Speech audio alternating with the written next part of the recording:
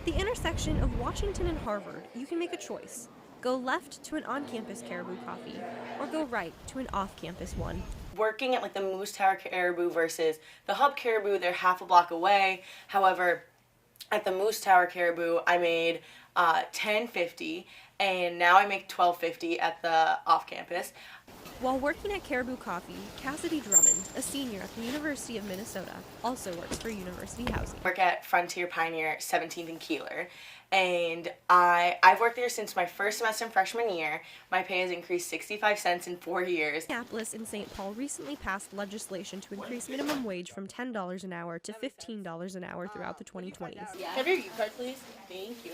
But the U of M, while located in both cities, is a state institution. Because the University of Minnesota is a land-grant institution, they have to follow the state minimum wage, not the city minimum wage. Drummond, like many students, relies on campus jobs to pay tuition, rent, and buy things like groceries. It's an envelope.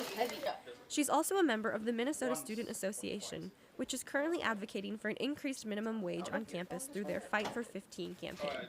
When people argue that on-campus wages should be less than the city, it's like it to some extent it is dehumanizing, and it's just like you're telling me that like my time, my labor, and my effort is not even worth what like the city views as the bare minimum.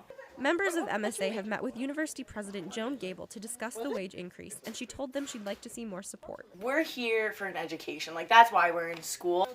Between punching clocks and hitting the books, students like Cassidy Drummond look for a livable minimum wage for on-campus jobs.